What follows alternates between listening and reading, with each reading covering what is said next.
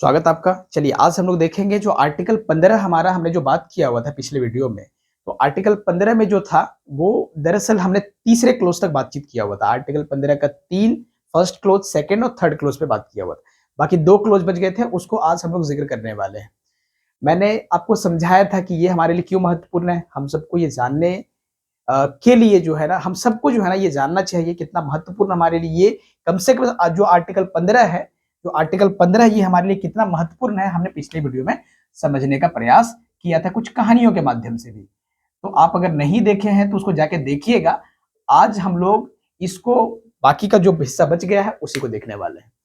चलिए, तो इसमें जो दूसरा जो जो क्लोज जो है यहाँ पे 15 का, वैसे 5 क्लोज हमने बताया था आपको। 15 का जो फर्स्ट क्लोज कहता है उस पर हमने बातचीत कर लिया था, दूसरे क्लोज पे भी बात कर लिया था, और यहाँ पे जो थर्ड क्लोज था इसको भी हमने देख लिया था।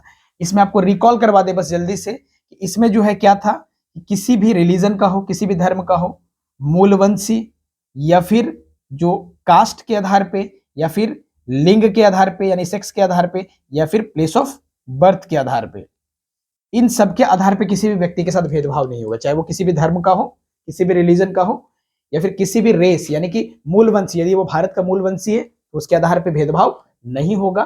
किसी भी जाति का हो, जाति के आधार पे नहीं होगा। या फिर यहाँ पे किसी भी लिंग, मेल हो फीमेल हो, उसके आधार पे यहाँ पे भेदभाव नहीं होगा। किसी भी जगह पे वो जन्म लिया हो उसके आधार पे भेदभाव नहीं होगा। ये हमने बातें समझ लिया था। और यहाँ पे 15 के 2 में हमने आपको बताया था कि जो राज्य क्या करेगा, ध्यान रखेगा किसी के साथ भेदभाव, इन सब लोगों के साथ भेदभाव ना हो। किन किन जगहों पे, तो चाहे वो तालाब हो, सरकारी जो है ना, जो हम लोग कहते हैं, या फिर सार्वजनिक तालाब, कुआं, या फिर स्नानागार हो, सड़क हो, या फिर मनोरंजन स्थान हो, दुकान हो, या फिर जो है ना भोजनालय प्लेस हो, ऐसे कोई भी जगह पे वहां पे क्या होगा, ये भेदभाव नहीं करेगा। चाहे वो इंटरटेनमेंट प्लेस हो गया, सार्वजनिक इंटरटेनमेंट प्लेस हो गया, तो वैसे जगह पे क्या करेगा, ये भेदभाव नहीं किया जाएगा। ये सारी बातें यहाँ पे लिखा हुआ था। इसमें हमने देखा था कि जो जो महिलाएं होती है, मेल यानी कि फीमेल के साथ, फीमेल यहाँ पे जो फीमेल होती हैं, फीमेल हो, चाइल्ड हो, इन सबको क्या होगा, इनके इसके लिए कोई विशेष प्रावधान किया जा सकता है। क्योंकि ये जो है ना, बहुत महिलाएं जो आप देखे होंगे सालों से जो है ना, एक इनके साथ जो है ना इनके अधिकारों का हनन हुआ है। तो ये संविधान हमारा चाहता है कि क्या इनको जो है ना, इनको भी बराबरी मिले। तो कई बार इसको जो है ना बराबरी में लाने के लिए हो सकता है कुछ जो है ना पॉजिटिव भेदभाव करना पड़ सकता है, पॉजिटिव डिस्क्रिमिनेशन किया जा सकता है, जो कि हमने आर्टिकल जो 14 देखा था, जो हमने 14 में आर्टिकल बातचीत किया हुआ था, तो उसमें ये बातें हमने स्पष्ट भी किया था कि भेदभाव जो है किया जा सकता है, पॉजिटिव भेदभाव, नेगेटिव नहीं। तो यहाँ पे ये पॉजिटिव भेदभाव है जिसके बारे में हमने बातचीत किया हुआ। अगर नहीं देखे उस वीडियो को जाके देखिएगा, स्पष्ट हो जाएगा। चलिए, तो आज हम लोग देखते हैं यहाँ पे चौथे क्लोज से हम लोग देखना शुरू करते हैं।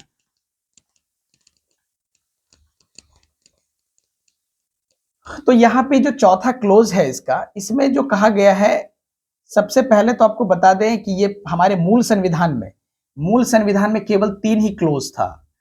15 का 1, यहाँ पे ये दूसरा और ये तीसरा। अब ये 3 ही क्लोज जो है ना मूल यहाँ पे संविधान में यहाँ पे रखे गए थे, लेकिन ये बाद में जोड़ा गया। इसकी क्या आवश्यकता पड़ी, इसको हम लोग एक केस के माध्यम से समझेंगे। यहाँ पे अगर देखें तो ये 15(4) जो है हमारे संविधान का फर्स्ट अमेंडमेंट किया गया था 1951 में, 1951 में, नेहरू जी के कार्यकाल में। और यहाँ पे ये संविधान का सुधार किया गया था। क्यों किया गया था, इसी को भी समझना है। बेसिकली सुधार का मतलब होता है, संविधान संशोधन का मतलब सुधार होता है। संविधान में कोई भी चीजें, नई चीजों को जोड़ना हो या उसको हटाना हो, तो उसको हम लोग कहते हैं अमेंडमेंट। अब इसमें जो है, इसको समझने से पहले केस समझना है। एक है यहाँ पे चंपक दोराई राजन, दोराई राजन करके एक महिला थी, और मद्रास राज्य उस समय हुआ करता था। तो अब जो है यहाँ पे अभी मद्रास वर्तमान में हम लोग चेन्नई के नाम से जानते हैं। तो यहाँ पे जो है ये मामला 1950 का है, 1950 का ये मामला है।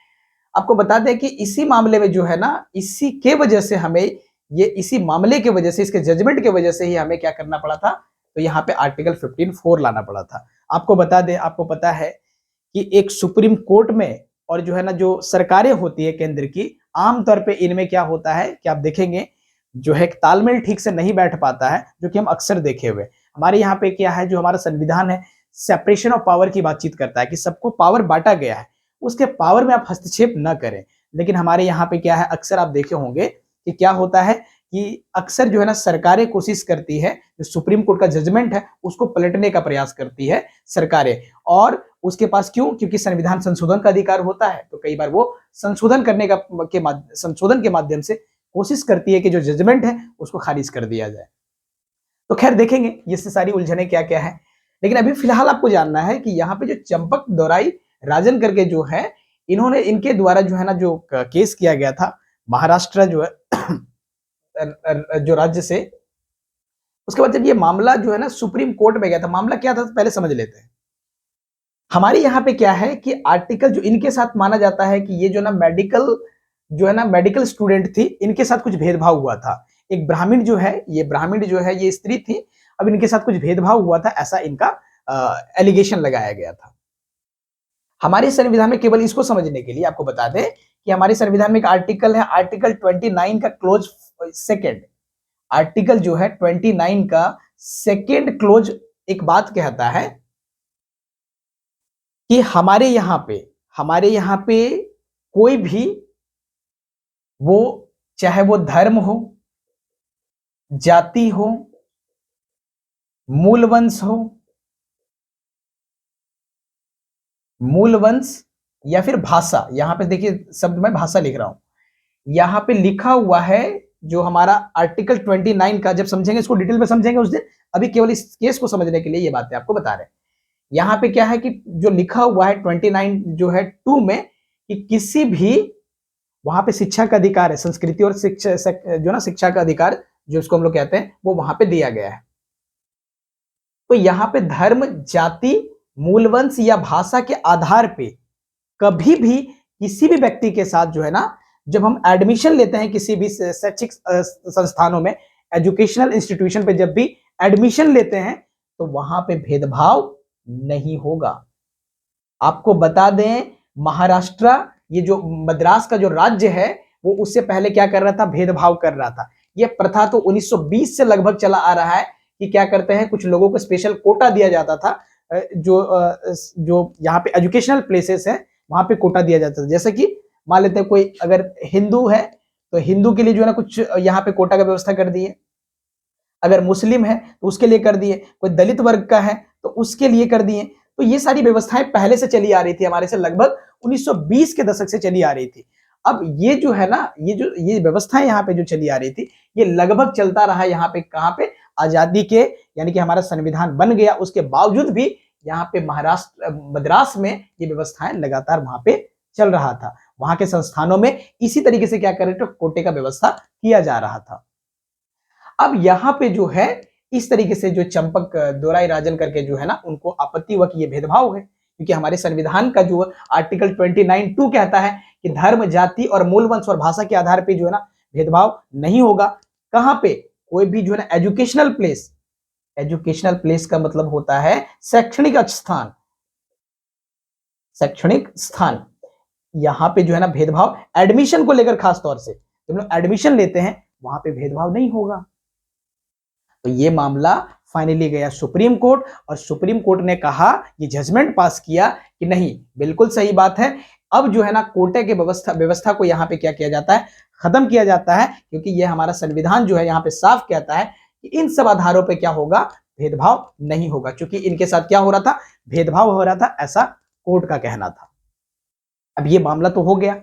अब फाइनली जो है सरकार को लगा, क्योंकि सरकार, आपको मैं बता दूं, सरकारें जो है समाजवादी सरकार है। अब समाजवादी सरकारें जो होती है आमतौर पे समाज में कैसे भी करके चाहती है कि वो एक व्यवस्था बने जहां पे इक्वालिटी हो, समानता है, किसी के साथ कोई मतलब जो भी व्यक्ति जो पिछड़ गए हैं उनको एक सही, एक जो है ना, जो मान लेते हैं कि कोई भी व्यक्ति जो पिछड़ गए हैं उनको बराबरी में लाके खड़ा करना है, ये जिम्मेदारी उनकी होती है। अब ऐसे स्थिति में क्या है, अब ऐसे कानून जब आ जाएंगे, जब संविधान में ऐसी बातें लिख दी जाएगी, तो अगर हम किसी को स्पेशल राइट देना चाहें, यदि किसी जो है ना, जो मान लेते हैं पिछड़े हुए वर्ग के लोगों को अगर हम बेसिक रूप से क्या, अगर हम अधिकार देना चाहें, तो कैसे दे पाएंगे? नहीं दे पाएंगे, उसको स्पेशल जो है ना अधिकार हम नहीं दे पाएंगे, क्योंकि यहाँ पे संविधान उनका हाथ को बांध देता है। अब इसीलिए यहाँ पे नेहरू जी के कार्यकाल में ये सब देखते हुए एक संशोधन उन्होंने किया, क्योंकि संविधान संशोधन का अधिकार है आर्टिकल 368 के तहत, सरकार के पास तो होता ही है। आर्टिकल 368 जो है ना हमारे यहाँ पे संशोधन की बातचीत करता है। अब यहाँ पे ये जो फैसला दे दिया गया, सुप्रीम कोर्ट में फैसला दिया गया, सुप्रीम कोर्ट कहता है कि नहीं, इसके आधार पे कभी भी भेदभाव नहीं किया जाएगा। तो इसमें जो है ना यहाँ पे इनका जो है ना ये जो चंपक दोराई राजन करके जो है, इनको यहाँ पे जजमेंट के रूप में एक मिलता है, न्याय मिलता है। लेकिन अब सुप्रीम कोर्ट को लगता है कि नहीं, अगर हम इसको लेके चलेंगे, यानी सुप्रीम कोर्ट तो ये बातें कह दिया, लेकिन अब यहाँ पे सरकार को लगता है कि नहीं, अब अगर हम इस बात को लेके चलेंगे तो शायद हम जो चाहते हैं कि एक समाज वितरण मूलक समाज बने, एक जो है ना समानता की बातचीत जो करता है, वो शायद उससे हम लोग पिछड़ जाएंगे। तो इसके एवज में उन्होंने क्या किया, एक संविधान संशोधन कर दिया, जो कि पहला अमेंडमेंट था, पहला संविधान संशोधन था, जिसमें यह बता दिया कि नहीं, हम क्या करेंगे, यहाँ पे कुछ विशेष लोगों को मतलब यहाँ पे जो शैक्षणिक रूप से, एजुकेशनल रूप से, या फिर सोसाइटी यानी कि सामाजिक रूप से यदि कोई व्यक्ति पिछड़ा हुआ है, खास तौर से SC ST OBC हो या फिर SC ST हो, इन सबको जो है ना हो सकता है हमें जरूरत पड़े कि इन्हें ये सुविधाएं देने का जरूरत पड़ सकता है, क्योंकि ये लोग पिछड़े हुए हैं, और अगर इनको हम कुछ विशेष जो है ना अधिकार देते हैं, तब जाके हो सकता है बराबरी जो चाहते हैं लाना, वो सब तब जाके संभव हो पाए।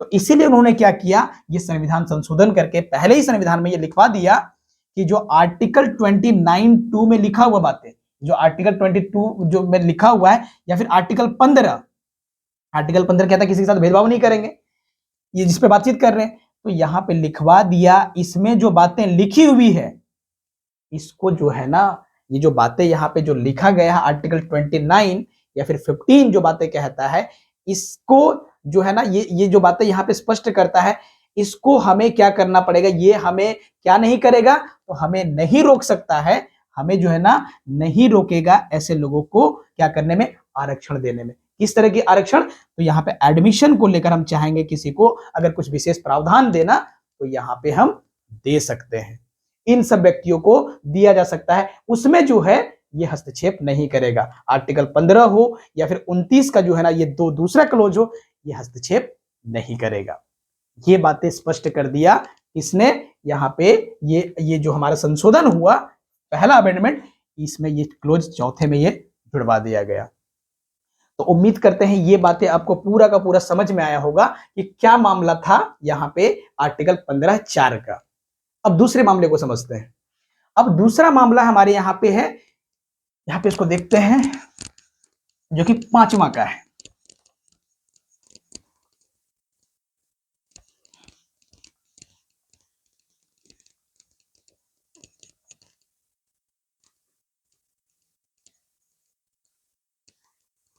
अब सेकंड यहाँ पे कहता है, यहां भी एक मामला को समझना है, जो कि हमें स्पष्ट रूप से यहाँ पे समझ में आएगा कि ये जो है, जो क्लोज 5वां है, वो लगभग इसी तरह की बातचीत वहां भी करता है, बात लगभग आरक्षण की करता है। देखिए मैंने पहले भी आपसे कहा है कि आरक्षण जो है, पॉजिटिव आरक्षण हो तो उसका विरोध हमारा संविधान नहीं करता है, लेकिन पॉजिटिव होना चाहिए।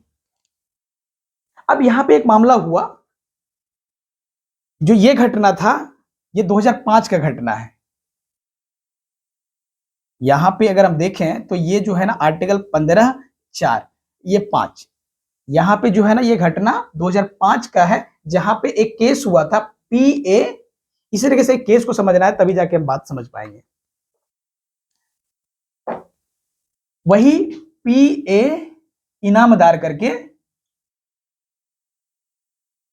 एक व्यक्ति हुए, और यहां पे जो है ना महाराष्ट्र, यहां पे जो राज्य है वो महाराष्ट्र है। ये घटना 2005 की है। यहां पे क्या होता है, यहां भी सुप्रीम कोर्ट ने जजमेंट कुछ वैसा ही दिया था जैसा कि हमने देखा वहां पे। तो यहां भी वही सरकार ने किया, यहां भी इस केस को क्या किया, पलट के जो है ना चेंज किया, और यहां पे संविधान सुधार किया, 93rd अमेंडमेंट किया यहाँ पे। 93rd अमेंडमेंट हुआ, कब हुआ था? तो 2005 में हुआ था। अभी समझेंगे ये क्या है, मामला क्या है। लगभग उसी तरीके से इसका भी यहाँ पे देखा गया था मामला।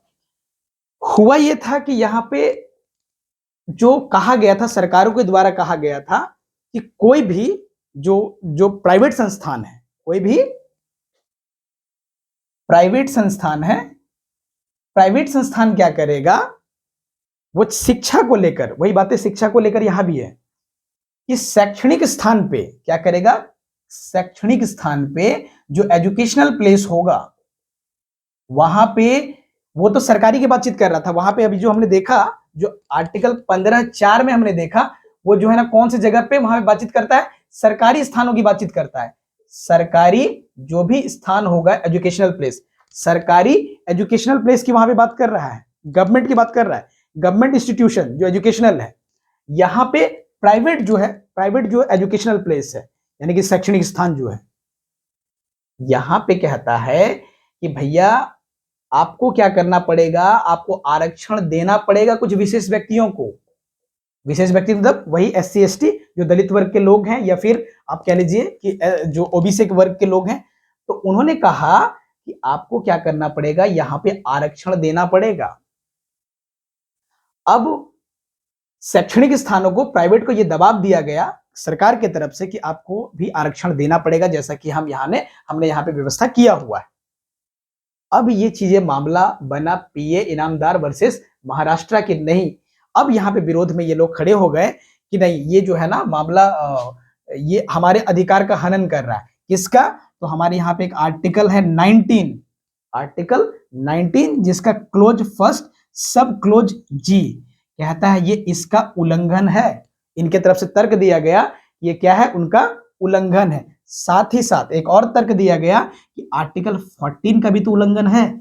ये कहता है समता का अधिकार। तो भैया कहां का समता का अधिकार हो रहा है, हमसे अधिकार छीना जा रहा है। ये क्या कहता है, आर्टिकल 19A का जो है ना फर्स्ट जो है ना, इसका G कहता है, उसका G कहता है कि हमें जो है ना बिजनेस, व्यवसाय करने का अधिकार हमें दिया जाता है। कोई भी ऑक्यूपेशन आप कर सकते हैं, किसी भी प्रोफेशन को जो अपना सकते हैं। तो ये सारी बातें यहाँ पे लिखा हुआ है। आप व्यवसाय कर सकते हैं, यानी कि एजुकेशनल जो है, मान लेते जो व्यवसाय करते हैं, बिजनेस करते हैं। अब तो हो यहाँ पे कह दिया गया है कि नहीं, यहाँ पे अब इन्होंने तर्क दिया, इनके द्वारा तर्क दिया गया, ये किसका उल्लंघन कर रही है सरकार, आर्टिकल 14 का उल्लंघन कर रही है, जो समता का अधिकार है। और दूसरा यहाँ पे हमें यह अधिकार दिया गया है, मूल अधिकार है कि हम व्यवसाय कर सकते हैं। तो यहाँ पे ये हमें क्यों कह रही है, कोई सरकार दबाव क्यों डाल रही है कि हमें आरक्षण देना चाहिए प्राइवेट संस्थानों में, जो है ना जो दलित वर्ग के लोग हैं, या फिर जो भी जो है ना जो पिछड़े वर्ग हैं, वो क्यों कह रही है सरकार। तो यहाँ पे ये मामला फाइनली जब यहाँ पे कोर्ट में गया, सुप्रीम कोर्ट में जब ये मामला गया, तो सुप्रीम कोर्ट ने कहा कि नहीं, सरकार जो है ना ये अधिकारों को, ये फंडामेंटल राइट है, मूल अधिकार है, इसको नहीं छीन सकती। और जजमेंट जो है यहाँ पे दिया कि नहीं, इसका उल्लंघन सरकार नहीं कर सकती। प्राइवेट लोगों को ये दबाव नहीं दे सकती है, प्राइवेट लोगों को दबाव क्या नहीं दे सकती है कि वो शैक्षणिक स्थान पे जो कह रहे हैं आरक्षण देने के लिए, वो मना कर सकती है, कोई दिक्कत नहीं है। क्योंकि अगर वो ऐसा करती है, आप अगर दबाव डालते हैं, तो ये उसका उल्लंघन होगा, जो कि ये उचित नहीं है। तो ऐसा करके सुप्रीम कोर्ट ने जजमेंट दिया कि नहीं, ये गलत है, और उन्होंने खारिज कर दिया इस बात को, इसके तर्क को, सरकार जो दबाव डाल रही थी उसके तर्क को खारिज किया। अब सरकार ने क्या यहाँ पे किया, ये 2005 की बात है। अब यहाँ पे जैसा कि मैंने कहा, यहाँ पे 93rd अमेंडमेंट आ गया, और उस अमेंडमेंट के माध्यम से इसको खारिज करवा दिया। कैसे?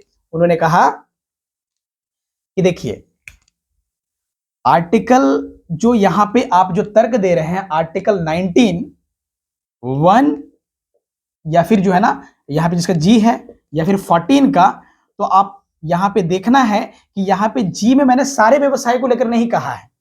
यहां पे फिर सारे लोग जो है ना, क्योंकि व्यवसाय में तो बहुत सारे लोग आ जाएंगे। व्यवसाय में जैसा कि बिजनेस का मान लेते, कोई मतलब जो है बिजनेस कर रहे हैं, जैसे कि बड़े बड़े जो ग्रुप है, जो इंडस्ट्रियलिस्ट है, मान लेते हैं अंबानी हो, अडानी का, जो भी जो इंडस्ट्री काम करता है, अब सब जगह पे, क्योंकि बिजनेस का यहाँ पे बात कर रहा है, बिजनेस व्यवसाय की बात कर रहा है, तो यहाँ पे सब जगह पे आरक्षण की बातें आ जाएगी। तो उन्होंने स्पष्ट किया, सरकार ने यहाँ पे स्पष्ट कर दिया, यहाँ पे जब अमेंडमेंट हुआ तो उन्होंने कहा कि भैया हम यहाँ पे G में केवल शैक्षणिक स्थानों की बात कर रहे हैं, केवल जो एजुकेशनल प्लेस है प्राइवेट का, वहां की बात कर रहे हैं। हम ये बात नहीं कर रहे हैं कि किसी भी स्थान पे आपको जो है ना, जैसे कि मान लेते हैं कोई ग्रुप है, कोई सीमेंट फैक्ट्री है या कुछ है, तो वैसे स्थानों पे हम नहीं कह रहे हैं, हम केवल शैक्षणिक स्थानों पे कर रहे हैं, मतलब कह रहे हैं कि वहां पे क्या करना है, आपको आरक्षण देना है। तो ये बातें स्पष्ट हो गई। तो यही यहां पे कहा गया कि हम जो है ना, हम केवल उस जगह पे कह रहे हैं जहां पे आपको एजुकेशनल प्लेस है। तो यहां पे माना जाए कि जो हमने यहाँ पे जो 19G में जो कहा है, केवल शैक्षणिक स्थान पे कहा है, और इसको आर्टिकल 15 और आर्टिकल 19G या फिर 14 का जो आप कह रहे हैं कि समता का अधिकार का उल्लंघन हो रहा है, इसको उल्लंघन ना माना जाए, क्योंकि ये क्या है, एक सकारात्मक जो है ना भेदभाव है, इसको पॉजिटिव डिस्क्रिमिनेशन कहते हैं। तो यहां पे सरकार ने स्पष्ट कर दिया कि यहां पे चाहे वो सरकार के द्वारा, कई बार क्या होता है, कुछ स्कूलें ऐसी होती है जहां पे सरकार सहायता करती है प्राइवेट लोगों, तो सरकार ने जहां पे सपोर्ट किया हो एजुकेशनल प्लेस को, मान लेते हैं कोई एजुकेशनल जो इंस्टीट्यूशन है, कोई प्राइवेट और जो है ना, मान लेते हैं ऐसे समझिए कि मान लेते हैं कोई प्राइवेट है प्लस गवर्नमेंट, ये दोनों मिलकर मान लेते हैं कोई स्कूल चला रही है, यहां तो आरक्षण मिलेगा ही मिलेगा। और जब गवर्नमेंट का है वो तो मिल ही रहा है, गवर्नमेंट का जो भी है, जो सरकारी जो है, जो भी एजुकेशनल प्लेसेस है, वहां तो मिल ही रहा है, वहां पे तो अधिकार मिल ही रहा है। लेकिन यहाँ पे कहती है कि चाहे वो प्राइवेट जो मिल के सरकारों के साथ कर रही है, उसमें तो आरक्षण आपको देना तो है ही, साथ ही साथ केवल प्राइवेट भी है, वहां भी आपको शैक्षणिक स्थानों पे क्या करना पड़ेगा, अधिकार देना पड़ेगा, वहां भी क्या करना पड़ेगा, आपको आरक्षण देना पड़ेगा। और ये बातें इन्होंने स्पष्ट कर दिया और कहा कि इसे आर्टिकल 15 और आर्टिकल 19G या मतलब क्लोज फर्स्ट का जी जो है, इसका उल्लंघन न माना जाए। और सरकारें कोशिश करेगी, ध्यान रखेगी कि इस तरीके से जो व्यवस्था की गई है उसका जो है ना पालन करे, जो भी संस्थानों को ये कहा गया है। तो उम्मीद करते हैं ये सारी बातें आपको स्पष्ट हुई होगी कि यहाँ पे किस तरह की बातचीत है। फिर से एक समरी कर दें इसका, तो बस यहाँ पे क्या हुआ था, इस मामले में सुप्रीम कोर्ट ने कहा कि भैया जो आप कह रहे हैं सरकारी संस्थानों को जो कह रहे हैं कि आपको आरक्षण देना है शैक्षणिक स्थानों में, वो गलत है, क्योंकि ये सब अधिकार के खिलाफ जाता है। तो फाइनली उन्होंने कहा नहीं, हम सारे जगह पे नहीं कह रहे हैं, जी में मतलब बहुत सारा दायरा है इसका, बिजनेस का तो बहुत बड़ा दायरा है, हम सब में नहीं कह रहे, केवल एक जगह पे कह रहे हैं जो कि एजुकेशन को लेकर है। तो यहाँ पे आपको जो है ना, यहाँ पे माना जाए कि इसका उल्लंघन जो है ना, जो हम यहाँ पे कह रही है, जो सरकारें जो यहाँ जो तर्क दिया जा रहा है उनके तरफ से, वो चाहे वो 14 का हो, चाहे 19A का जो जी हो, ये उल्लंघन ना माना जाए। ये सब जो है ना पॉजिटिव डिस्क्रिमिनेशन किया जा रहा है, सकारात्मक भेदभाव है, और इस चीज को ध्यान में रखा जाए। तो यहाँ पे आर्टिकल 15 या फिर ये सब आर्टिकल का उल्लंघन ना माना जाए। तो इस तरीके से सरकार ने क्या किया, यहाँ पे इस संशोधन के माध्यम से समझा दिया कि इस तरीके का भेदभाव सकारात्मक भेदभाव है, जो कि देश के प्रगति के लिए बहुत जरूरी होता है। तो अब जो है ये व्यवस्था हमारे यहाँ पे चलता है। तो उम्मीद करते हैं इस वीडियो में आपको ये बातें स्पष्ट हो गई होगी कि सरकारें किस तरीके से प्रयास करती है कि वो जो है ना एक समान व्यवस्था जो है लेके चले। तो अब जल्द ही मिलते हैं किसी दूसरे वीडियो में अन्य जानकारी के साथ। Thank you so much.